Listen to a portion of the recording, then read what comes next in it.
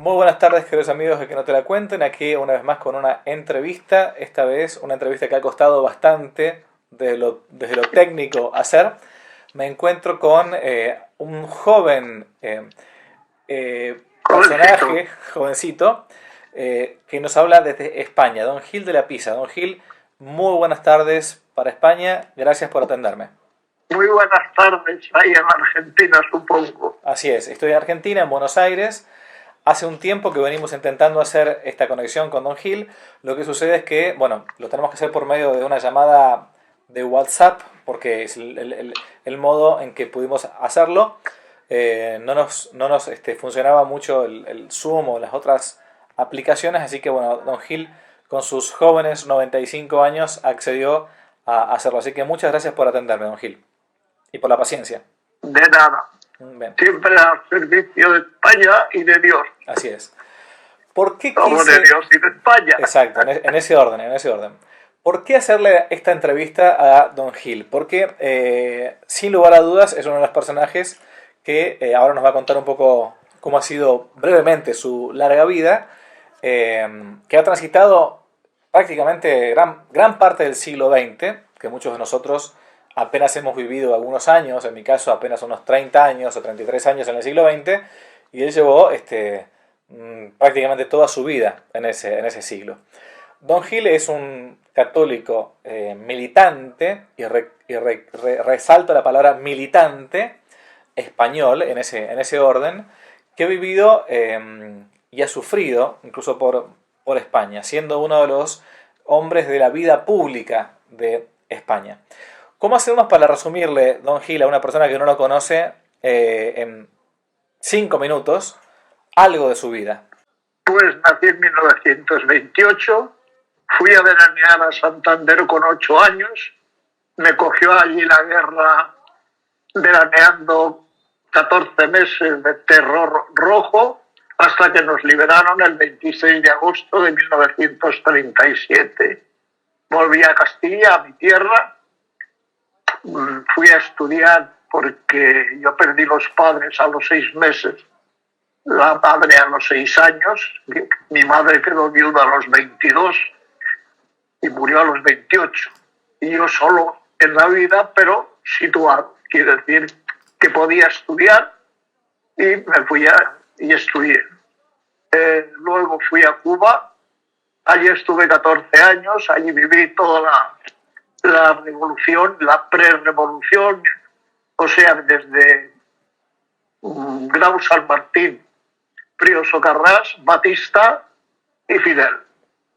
Cuando la cosa se puso fea, como yo conocía muy bien lo que son los rojos y olí lo que iba a pasar, me volví para España, volví con 30 años ya con mi titulado, estudié en la Universidad Católica Filosofía y Letras, fui el número 1 de la promoción, estudié ingeniería pero no la acabé en la Nacional por razones de enfermedad, bueno, de estrés. Mi problema siempre ha sido el estrés, demasiadas cosas, abarcar más de lo que puedes. Tuve que irme al campo a descansar y cogí filosofía y letras para no perder la vida, ¿no? Para tener un título, no para usarlo, sino para que te abriera puertas. Efectivamente, al llegar a España, me vinieron a buscar de una multinacional, la número 1 hoy en el mundo en sanitario, compañía Roca Radiadores.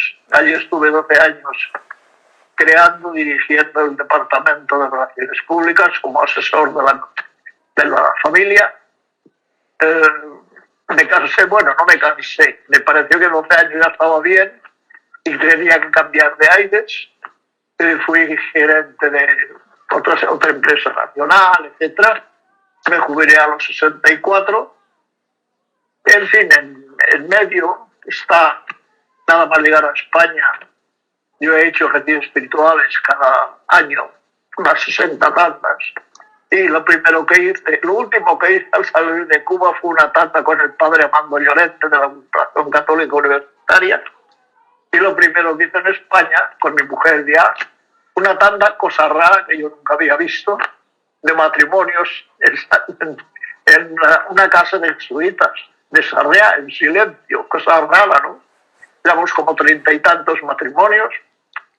Ahí me pescó el padre Piolás para que colaborase con él, aparte de mi trabajo, en las semanas antimaterialistas. Íbamos por los pueblos predicando misiones, como quien dice, de seglares, para llenar las tandas de ejercicios y para dar clases de religión, pero con títulos muy especiales.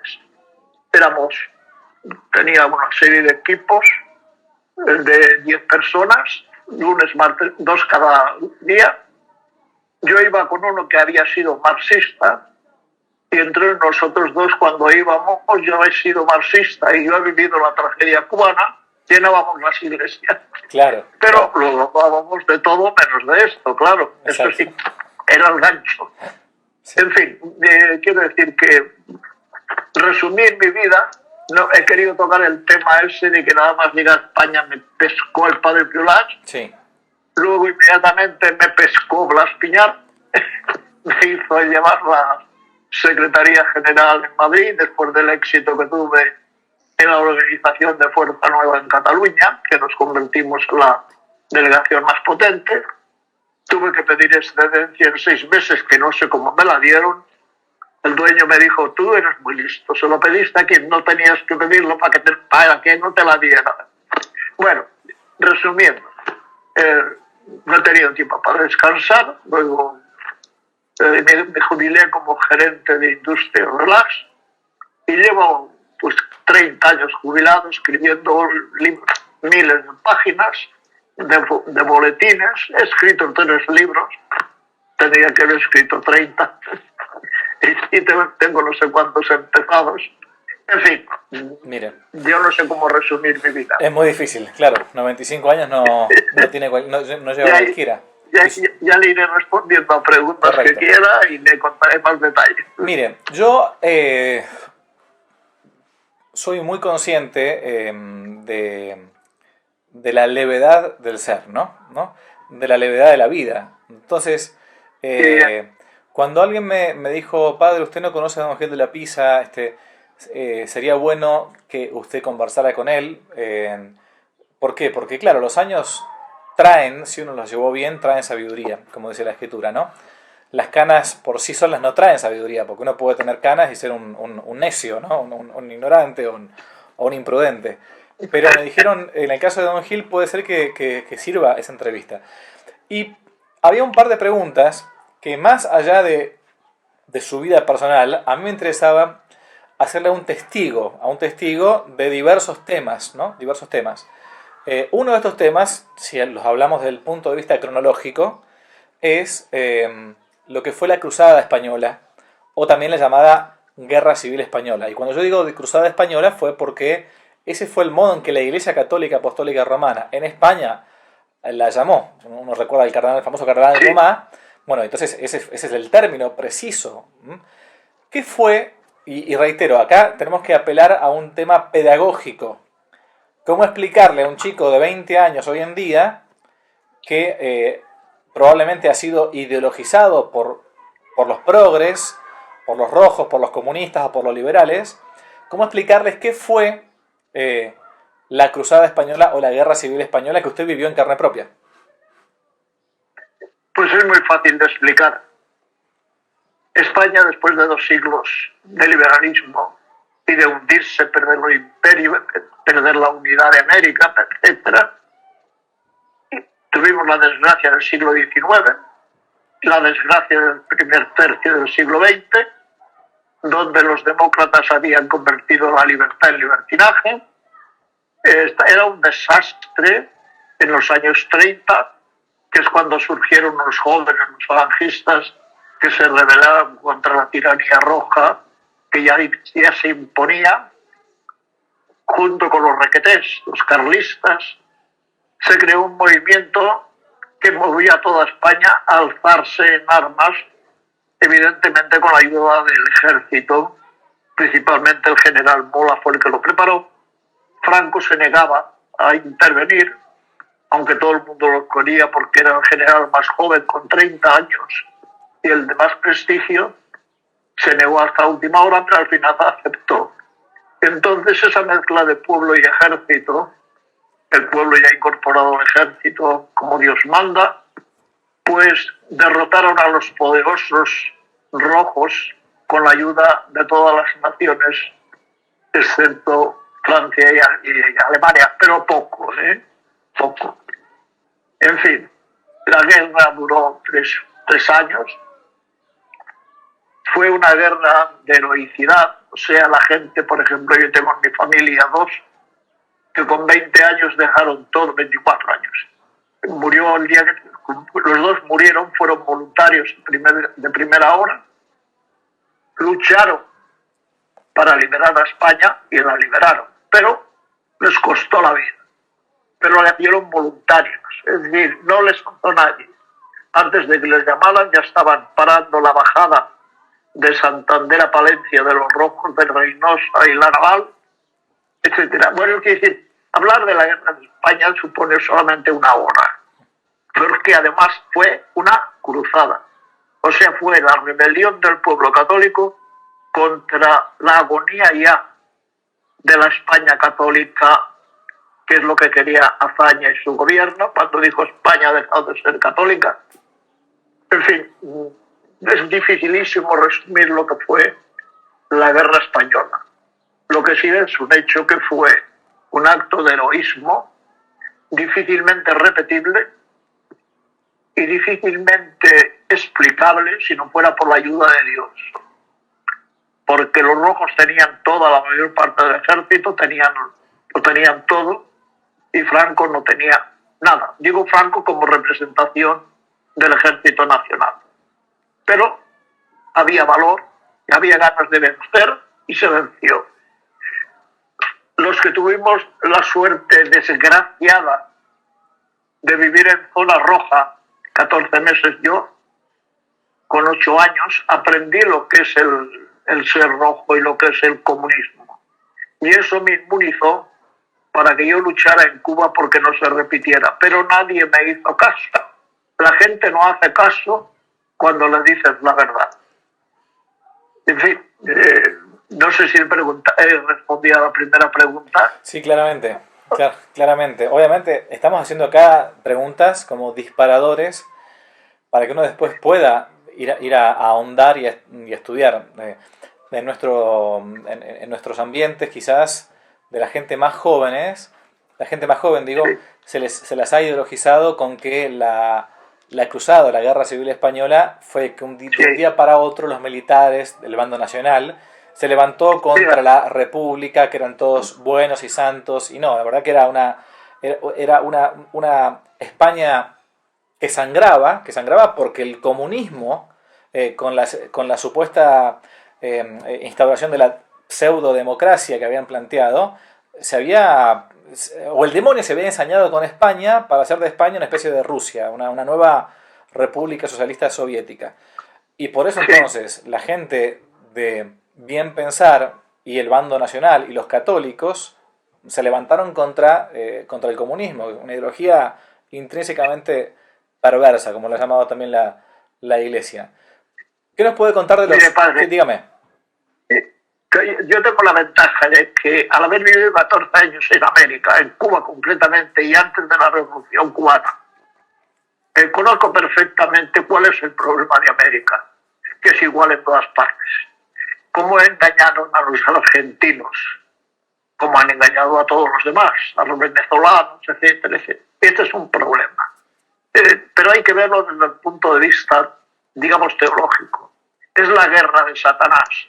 Claro. Contra Cristo y España como representante de esa cristiandad. Y todo lo que es hispano lo odia Satanás como a la misma Iglesia. Yo siempre digo en mis charlas que hay dos objetivos de Satanás. Acabar con la Iglesia previo a haber acabado antes con España y la hispanidad.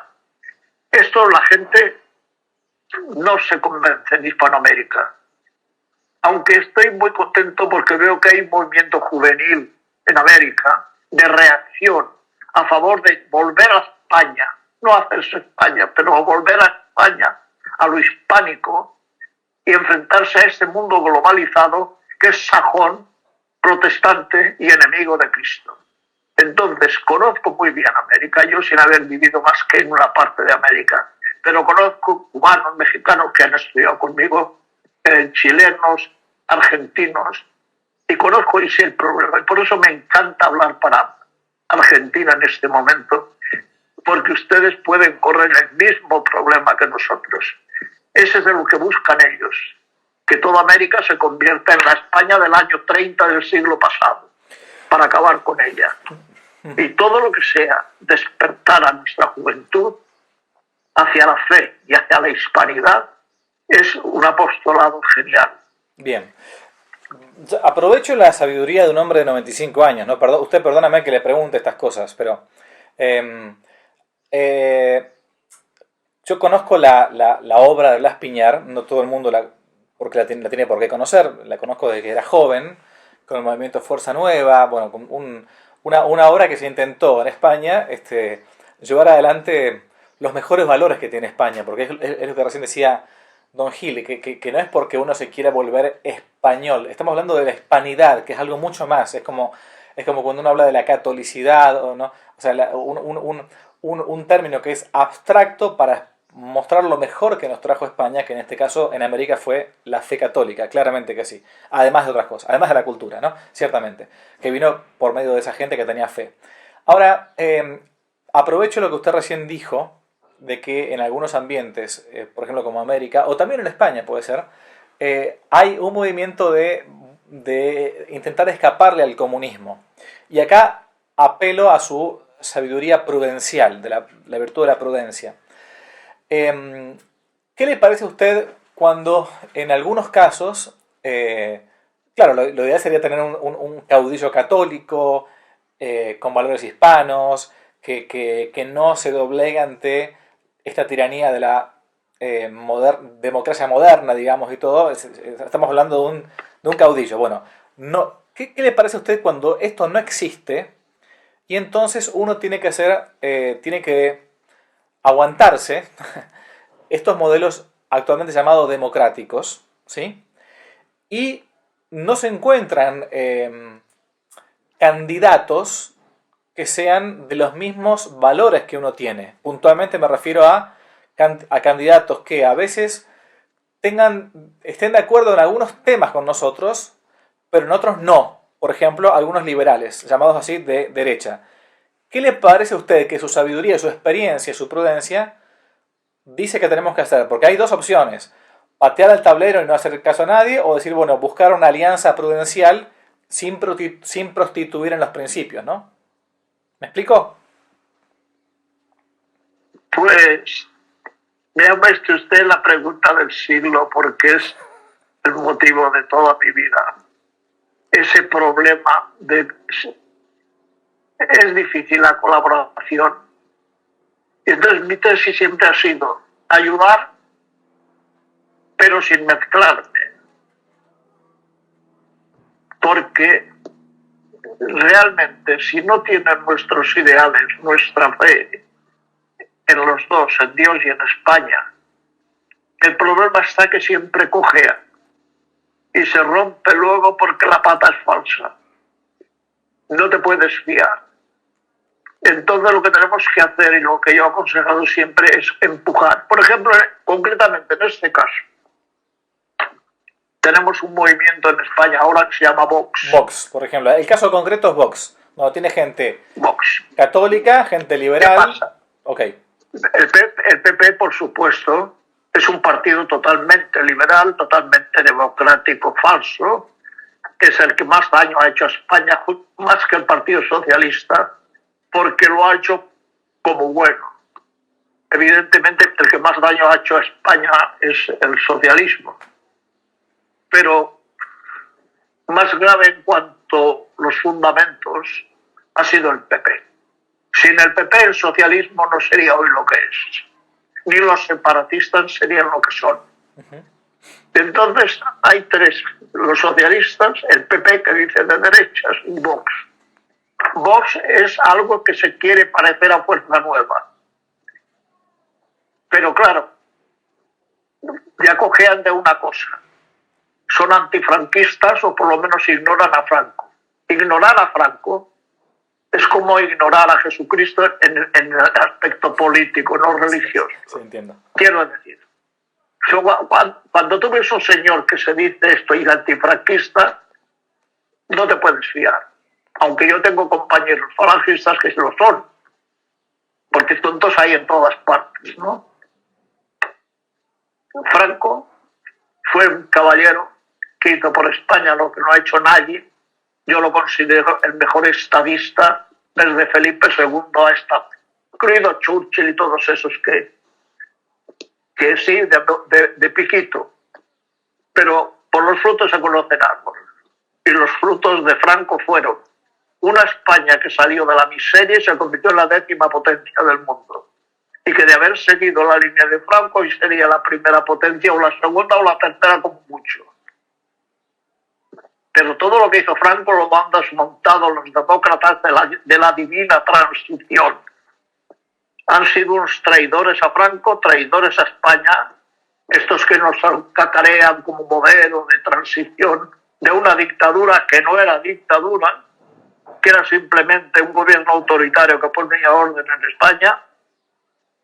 De dictadura nada, cada cual hacía lo que daba la gana. Se hacían chistes contra Franco, se movía uno y nadie le pasaba algo, como yo lo he definido siempre, a los chorizos y los que aspiraban a ser chorizos, que son los que nos gobiernan hoy. Es decir, estos demócratas realmente son chorizos. Van a llenarse los bolsillos, socapa de libertad. Esta es la realidad. Y eso no tragan a Franco. ¿Por qué? Hoy precisamente estoy escribiendo un artículo o una serie de artículos sobre el tema.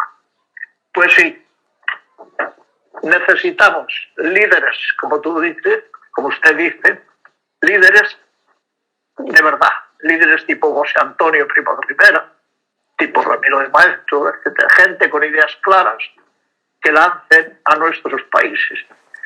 Los intermedios, pues sacar lo mejor provecho que podamos, apoyarlos en lo bueno, como es en este caso a Vox. Yo no entiendo cómo la gente nuestra ataca a Vox. Lo único que tiene fallos, como digo esto de no ser franquista, pero defiende otra serie de valores que sí defendimos nosotros en Fuerza Nueva y que hay que defender en todas partes. Por lo tanto, respondiendo que creo que es el meollo de la pregunta, ¿cuál es el planteamiento de un católico y un hispano ante los partidos estos que ni fu ni fa? Pues aprovecharles en la mayor parte posible, empujar en todo lo bueno que tienen, no atacarles, salvo en aquellos que hay que atacarlos porque es incorrecto, pero no están buscando fastidiar a esta gente. Tenemos el enemigo que es otro, el enemigo declarado, al que hay que atacar. El comunismo, la masonería, el sionismo, que no tiene que ver nada con judíos. Entendido. Quiero decir que habría que distinguir mucho, aunque vosotros tenéis en Argentina un hombre que influyó mucho en mi formación juvenil, Hugo Bast, ¿no? Claro. Yo empecé de jovencito leyendo sus libros que me impresionaron, me gustaron Bien, pero necesitamos nuevos Hugo Bast y nuevos José Antonio, y mientras tanto pues empujemos y ayudemos todo lo que podamos. Yo la verdad no estoy muy al tanto de la política argentina, la sigo de lejos y lo veo un poco confuso, porque desde aquí todo, y además no te puedes fiar de los periódicos, ni de la radio, ni de nada, y no tengo contacto, bueno, sí tengo contacto, pero no hablo con ellos, y no conozco realmente a fondo la política argentina.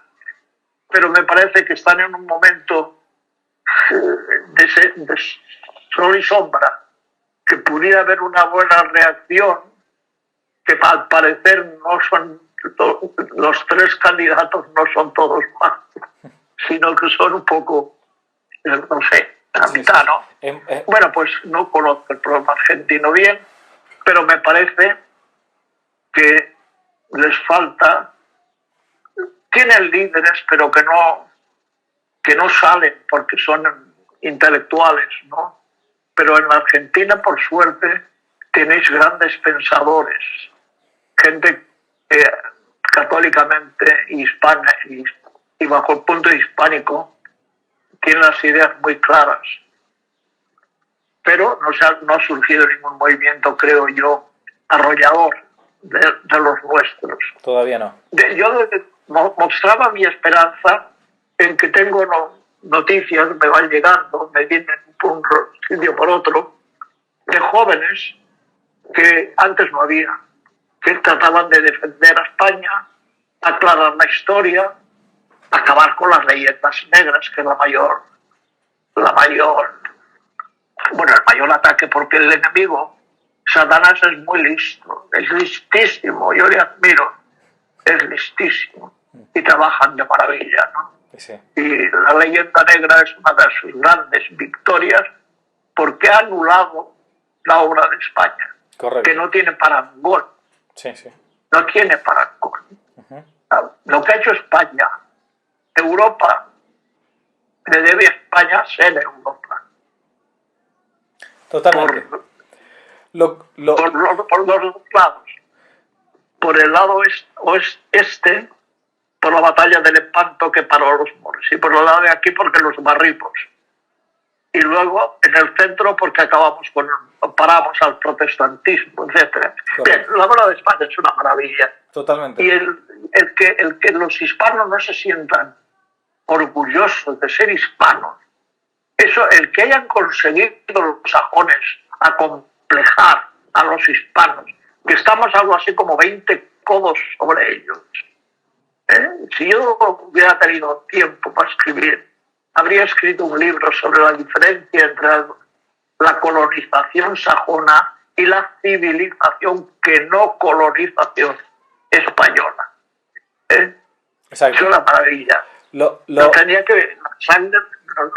que tener orgullo de ser español, de ser hispano. Que yo siempre digo que yo soy, para mí, cuando veo un argentino veo un español, y cuando veo un chileno veo un español, tan español como yo. Y yo me considero tan chileno como un chileno y tan argentino como usted. Le cambio de tema, aprovechando las épocas, ¿no? Hemos hablado algo de la Cruzada Española, por las dudas, 1936, 1939. La gran obra de Franco en ese sentido fue no haber entrado en la guerra que comenzaba en Europa, la gran guerra de Europa, la Segunda Guerra Mundial. Sí. Bien.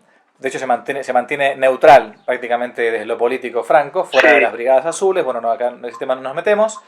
¿Qué le parece a usted que fue la Segunda Guerra Mundial? ¿Por qué pregunto esto? Hombre. ¿Por qué? Porque habitualmente te dicen la Segunda Guerra Mundial eran los malos contra los buenos, ¿no? Bueno, ¿cómo le explicamos a alguien qué fue la Segunda Guerra Mundial?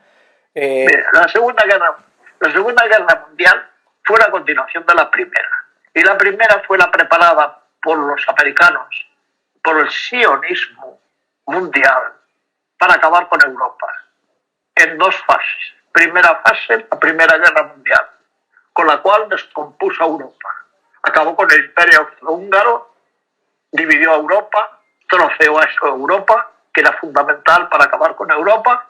Esa fue la Primera Guerra Mundial.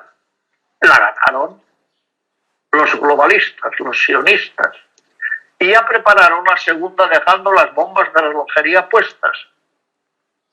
Todo lo que hicieron los tratados de Versalles fueron una preparación con bombas de relojería para que explotara en el año 39. O sea, a Hitler se lo dieron hecho. Le dieron preparado todo para que hiciera lo que hizo. O sea, para que se adueñara de Europa. Se lo dieron en bandeja. Y no solamente se lo dieron en bandeja, sino que le dieron los millones.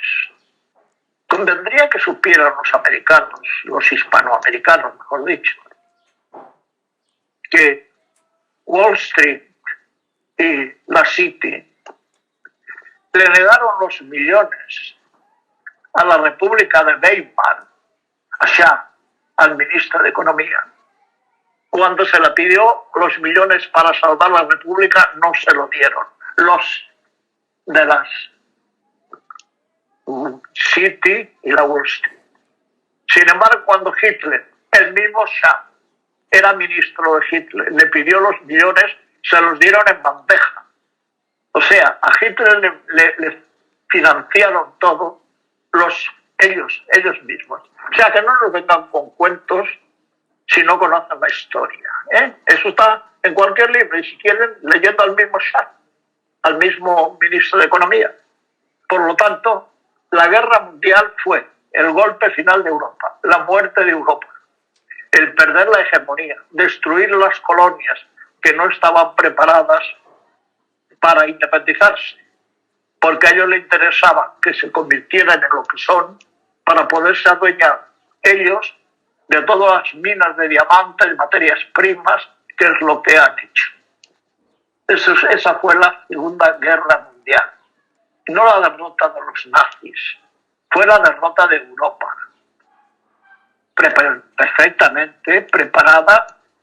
En fin, sobre el tema yo puedo dar una conferencia a fondo, pero bueno, dejémoslo. Pero le respondo a su pregunta. ¿Qué fue la Segunda Guerra Mundial? Eso, la derrota de Europa. Ahora es increíble cómo cuando uno quiere ponerse a estudiar estos temas, ¿no? Estamos más cerca de cumplir los 100 años de la Segunda Guerra Mundial, 1939-1945, o sea, Sí. Cuando uno se quiere poner a estudiar estos temas o ver, es tremendo lo que la revolución cultural ha hecho en este tema, ¿no? O sea, uno ve Hollywood, las películas, siempre, necesariamente siempre es los americanos, norteamericanos buenos, los alemanes locos, ¿no? Por cierto, Sí. los americanos... Tontos, además tontos. Sí, además. Y es más, y si uno osa decir algo contrario a eso, es tildado de un mote que no se le puede sacar nunca más después. Porque no es antiamericano, antisionista, lo van a tildar de anti un pueblo, ¿no? Entonces, hay toda una especie de historia que no se quiere rever, que se impide el revisionismo histórico, ¿no? Esta es otra gran batalla ganada, así como fue la leyenda negra antiespañola, de la cual uno no puede ni siquiera hablar. Sí. Mire, son tan inteligentes que han sabido lo que tenían que hacer. Adueñarse de las riquezas del mundo, que están todas en sus manos, adueñarse sobre todo de todos los medios de comunicación, los que crean el pensamiento único, los que controlan la opinión pública. Son muy inteligentes y en eso hemos perdido la batalla. ¿Es posible salir de este globalismo, ¿Cómo? entonces? ¿Es posible salir de este globalismo? Claro que es posible salir. Primero, con la ayuda de Dios todo es posible. Y en segundo lugar, con inteligencia también todo es posible. Pero yo sí tengo una experiencia. En fin, yo no me considero tonto, no soy ningún genio, pero no me considero tonto, ¿no? Uno que saca el número 1 de la promoción en la universidad, tonto no debe ser, ¿no? O sea, no me considero tonto, ni genio tampoco, pero sí he visto lo que ha ocurrido siempre. ¿Y qué ocurre? Que cuando lo ves y lo explicas, no te cree nadie. Usted se quedaría asombrado en las cosas que yo tengo escritas hace 50 años y que se han cumplido a rajatabla. Nadie me ha hecho caso. Como ahora nadie me hace caso, ahora todo el mundo habla de los medios de comunicación en España que manejan. No, señor, no. España no está manejada por los medios de comunicación.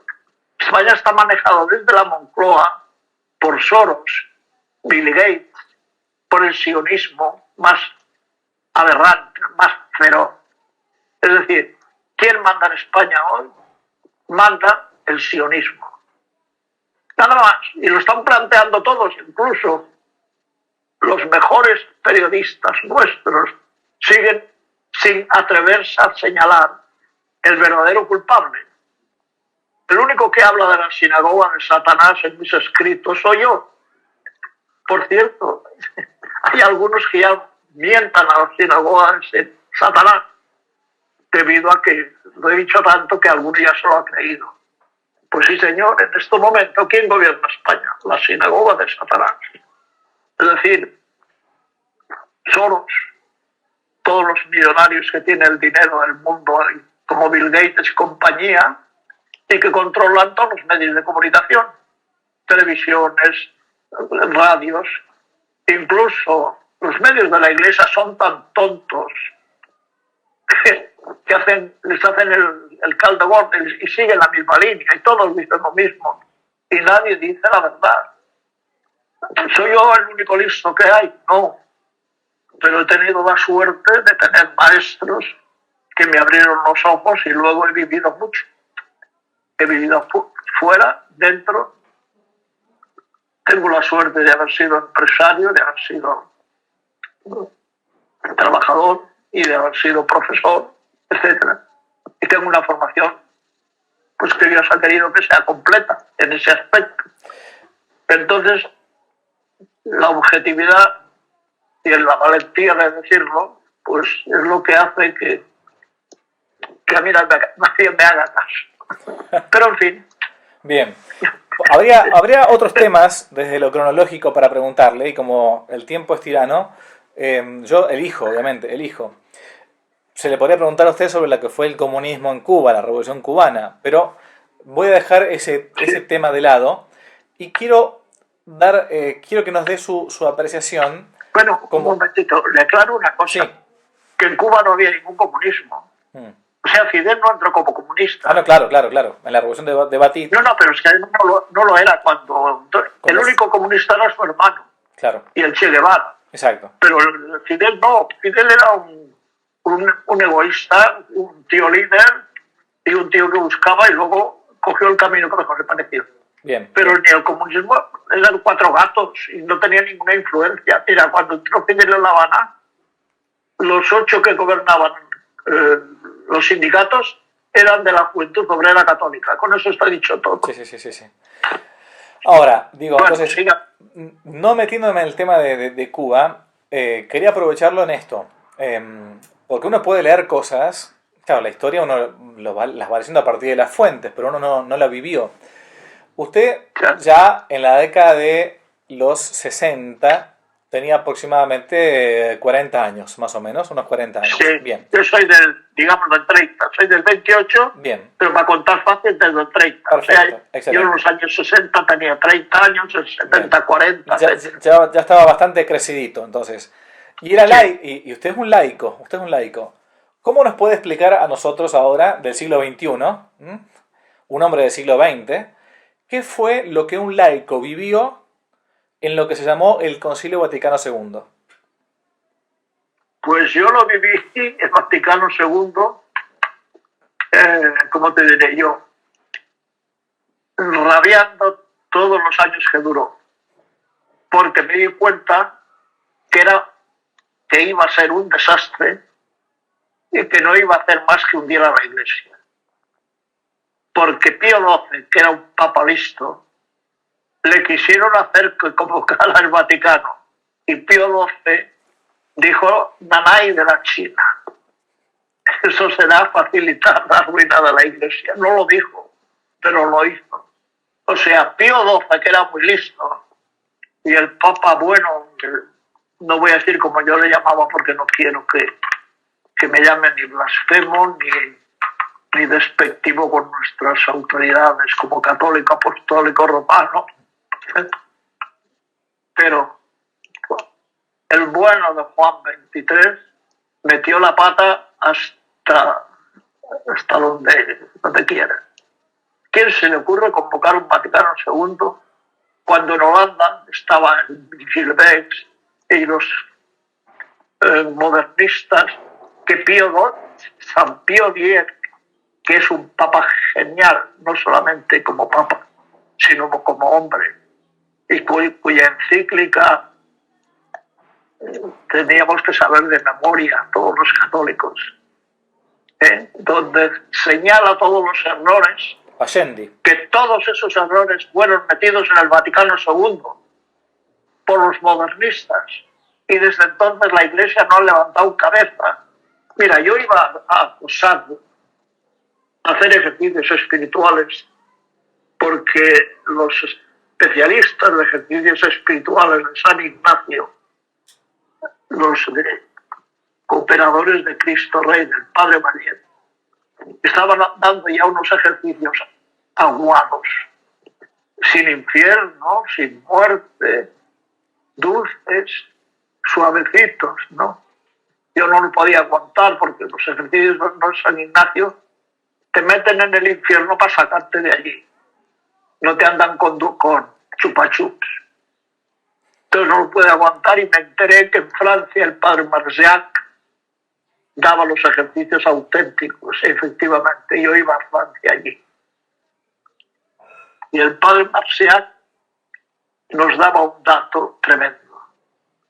Desde el principio del siglo XX hasta el año 60 había habido, creo que, unos 1000 o 1200 de Froquet, que llaman los franceses, o sea, que habían colgado del hábito 1000 sacerdotes en 60 años. Pues desde el 61 al 68, creo que era, habían colgado el hábito 60.000 sacerdotes. Esos son los frutos del Vaticano II. Por los frutos se conoce el árbol. Se dice pronto, 1000 sacerdotes cuelgan los hábitos en 60 años y luego el 7, 68 o 70.000. Y así tenemos ahora, que en mi tiempo teníamos en mi pueblo, en Castilla, pueblos que están a 3 kilómetros y había que tenía 2 sacerdotes cada pueblo. Y hoy un sacerdote con 80 años tiene que asistir a 7 pueblos. Y no, esa es la Iglesia que nos ha traído el Vaticano II. Y como eso yo lo veía venir, no porque sea ningún genio, sino porque se veía, porque si yo estoy metido en el apostolado desde los 16 años y he vivido desde los 16 hasta hasta el año 70, o sea, 40 años, viviendo una religión y me la quieren cambiar y me sacan. Evidentemente para mí el Vaticano II fue la época más crítica de mi vida. No perdí la fe porque por suerte la fe la conserva Dios y la oración, pero era para perderla. Esa es la opinión mía del Vaticano II. Quisiera haberla podido rectificar, pero veo que la rectificación es que cada vez se oyen más misas tradicionales y cada vez más sacerdotes buscan la sotana, etcétera, etcétera, etcétera. Lo cual quiere decir que la Iglesia, para volver a ser lo que era, tiene que dar marcha atrás. Esa es mi opinión. Es interesante escuchar de primera mano. Uno puede estar de acuerdo o no, pero es un hecho histórico que él está narrando. Don Gil tiene 95 años y cuenta lo que vivió, ¿no? Sí, bueno, yo digo lo que he vivido, como lo he vivido, y recuerdo que el padre Martín Descalzo escribió unas crónicas entusiastas desde el Vaticano, y yo las leía y me recomía. Digo, pero no veo lo que está pasando. Pero si se dijeron verdaderas herejías, en el aula del Vaticano II había más herejes que teólogos católicos, porque lo publicaban además. Es decir, no porque yo lo dijera, porque lo escribía y lo leía. Y bueno, la consecuencia la tenemos ahí. La peor consecuencia son esos 68.000 sacerdotes. ¿Cómo de repente? ¿Por qué? ¿Por qué 68.000 sacerdotes cuelgan los hábitos en 8 años después del Vaticano II? Eso es terrible. Esa es una batalla, la peor batalla o la mejor batalla para los enemigos de la Iglesia. Dejarla sin sacerdotes. Ahora, por ejemplo, pues... Ahora, don Gil, sí. cuando uno ve la actualidad hoy en día, y ve que hay también herejías en varios lugares y todo, uno termina pensando muchas veces cuando escucha hablar a gente como usted que vivió, digamos, como diciendo, bueno, qué, qué bueno que eran los malos, ¿no? Qué bueno que eran los malos antes. Porque hoy a veces uno ve algunas declaraciones que si uno las compara con la época que usted está nombrando, no es nada comparado con lo que usted escuchó. O sea, eran nimiedades. A veces uno escucha cosas, dice, bueno, qué bien que estábamos antes, quiero decir. Qué buenos que eran los malos, ¿no? Me refiero. Pero el mundo contemporáneo que usted ahora está dejando para encontrarse de cara a cara con Dios, parece estar bastante peor de lo que usted narra. Pues sí. Realmente yo me encuentro en ese momento, claro, ya me queda poco de vida y me consuelo al decir, bueno, no voy a vivir las consecuencias de lo que se nos avecina. Pero, por otra parte, me da esperanza el que veo que los sacerdotes jóvenes más bien están volviendo al tiempo antiguo, es decir, a más teología, más santidad, más apostolado. No ha mucho murió un sacerdote joven, que, bueno, joven, tendría unos 40 años, pero entró después de ser economista y trabajar ya, entró ya de economista. Y era una maravilla, no se quitaba nunca la sotana, no salía de la iglesia, confesaba, hasta en la universidad llevaba la estola siempre con el libro para confesar a los estudiantes, porque él, aparte de economista, luego hizo otra carrera, iba con la estola doblada. Sabe que yo veo lo mismo, que usted. Cuanto más jóvenes son los sacerdotes, hay una especie de renacer. Por eso, si bien uno puede a veces ver un poco todo como medio catastrófico, yo soy muy, pero muy confiado en una restauración de la iglesia, de los valores. Realmente. ¿Por qué? Porque los más viejos, ya está, ya no, están como... Le voy a hacer una confesión. Sí. Cuando yo era más joven, era un pesimista rabioso. Digo pesimista en el sentido de que lo veía todo negro, más negro de lo que era, no por ganas de que se hicieran bien. Pero con los años me he ido dando cuenta que eso es, primero, es un orgullo propio, es orgullo, porque no confiamos en Dios bastante.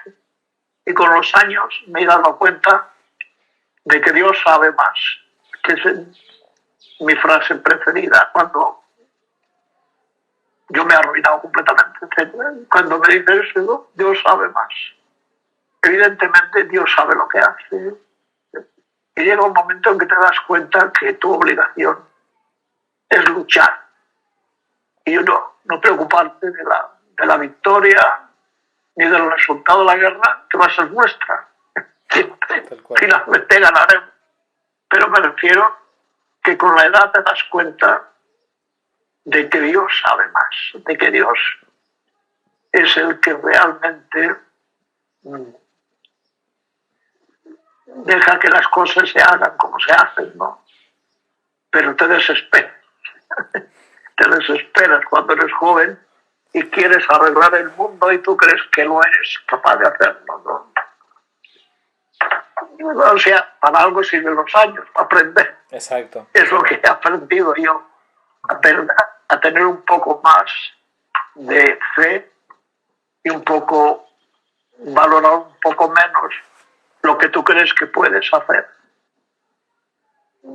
Pero siempre es alentador, como ha dicho usted muy bien, ver que los sacerdotes jóvenes vuelven al pasado, vuelven a la oración, vuelven a lo que vale. En fin, bueno, he respondido como he podido. Claramente que sí. No, excelente, don Gil, la verdad que no, me quedaría escuchándolo realmente horas, ¿no? Pero tampoco quiero cansarlo. No sé. quiero... No sé cuánto tiempo hemos estado, pero No, bastante... no tengo ni idea. Bien, muy bien. Le hago una última pregunta. Yo considero que el momento más importante de nuestra vida es el momento de nuestra muerte, ¿no? Porque es ahí cuando uno, como dice, hay una famosa copla, ¿no? En esta vida emprestada, el bien vivir es la clave, pues al final de la jornada, aquel que se salva sabe y el que no, no sabe Y el nada. que no, No se sabe va. nada. Exacto. ¿Cómo se prepara usted para la muerte? Pues yo realmente prepararme no me preparo. Yo recuerdo que cuando era estudiante,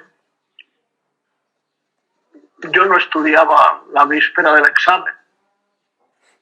Mis compañeros se pasaban los últimos días de los exámenes. Yo los últimos días de los exámenes no. Yo lo estudiaba durante el año.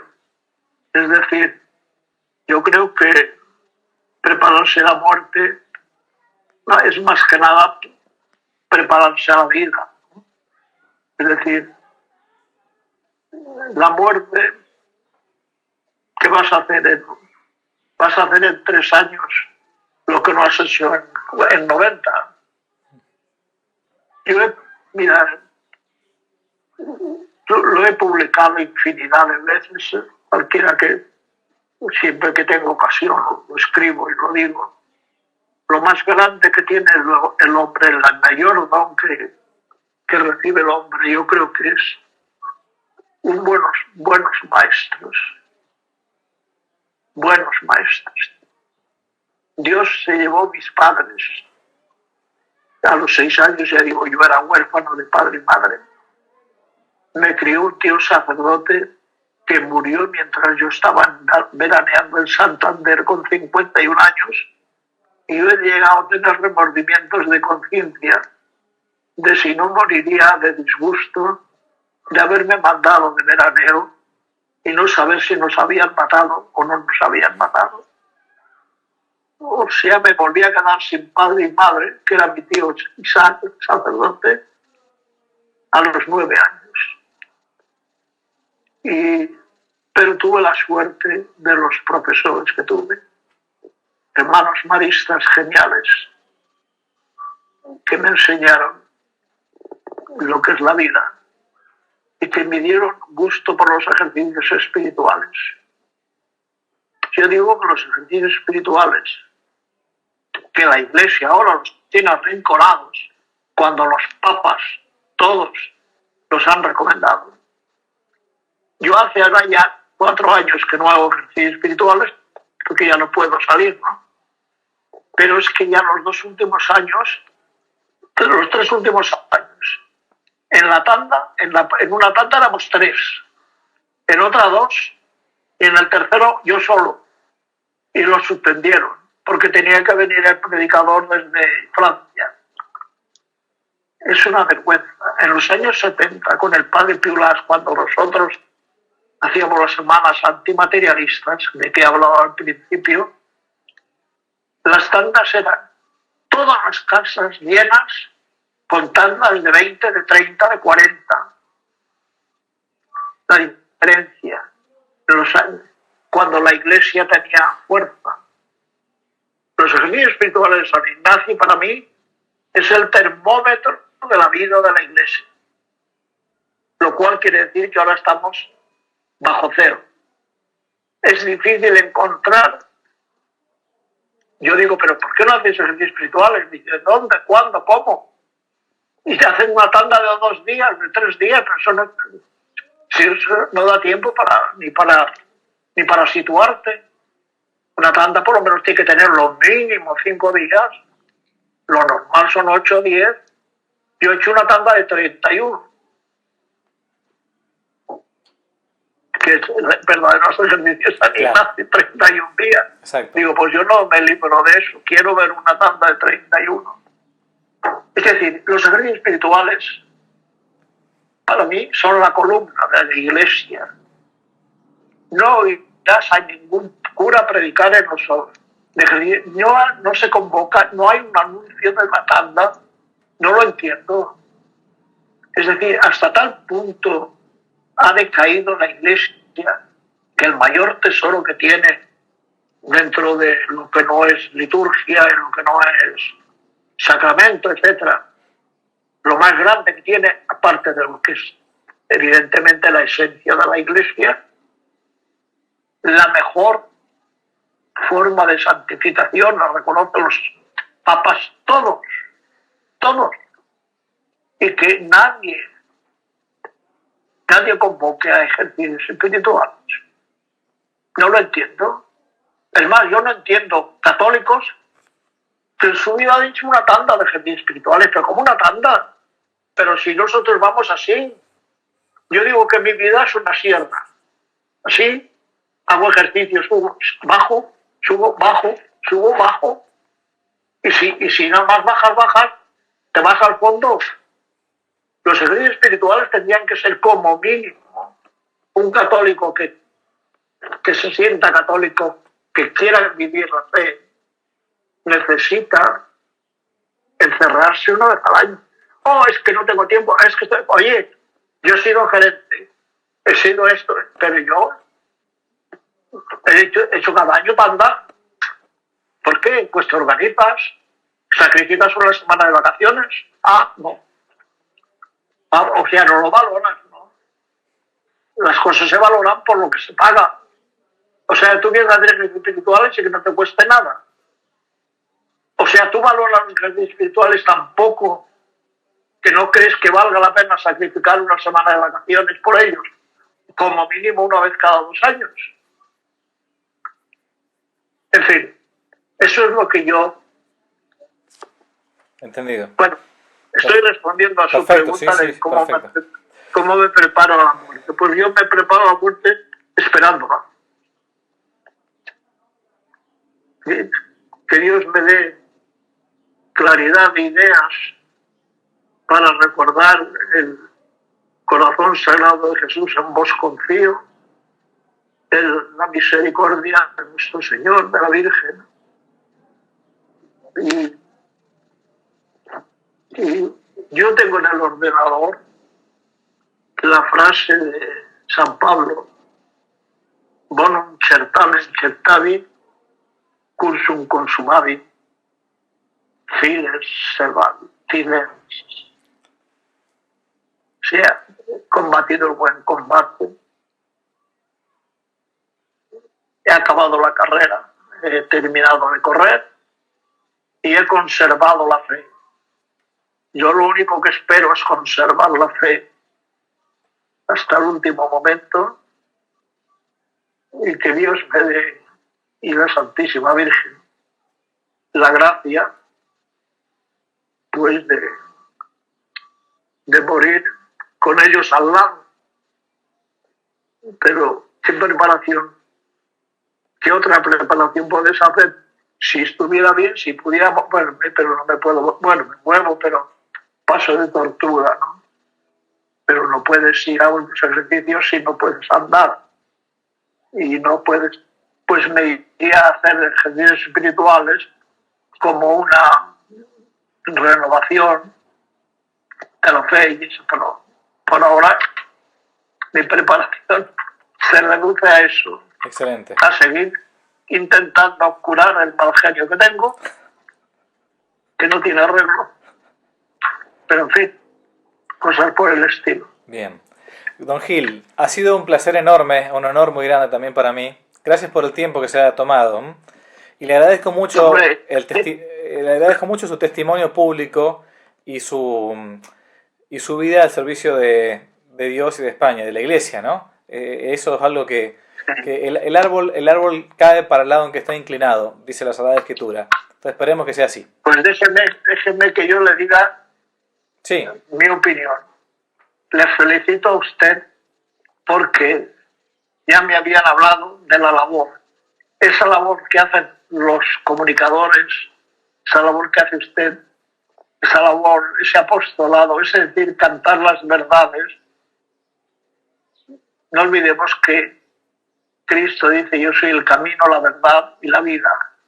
La verdad, ante todo, la verdad es Él. Y yo estoy encantado cuando veo, y más si son jóvenes, como es su caso, que le queda tiempo por delante para seguir peleando. Así que mis felicitaciones. A los viejos ya no hay que felicitarles, ya estamos, tenemos callos, ya no nos hacen ella. Bueno, y siempre cuenta con que siempre que quiera y me puede utilizar en el buen sentido de la palabra, quiere decir, usarme, como decía San Ignacio, ¿no? Así es. Me usa para lo que quiera. Bueno, muchas gracias, don Gil. Dios los bendiga mucho. Gracias por el tiempo. Igualmente. Pues viva España, viva Argentina. Viva Cristo que Dios Rey. les acompañe. Y que viva Cristo Rey. Adiós, muchas gracias. Adiós. Si les gustó el video, aparte de suscribirse, activar la campanita y comentar, en la descripción de este video se van a encontrar con el link de la plataforma Patreon, un modo concreto de apoyar este apostolado que intenta hacer una contrarrevolución cultural y espiritual. Dios les bendiga y que no te la cuenten.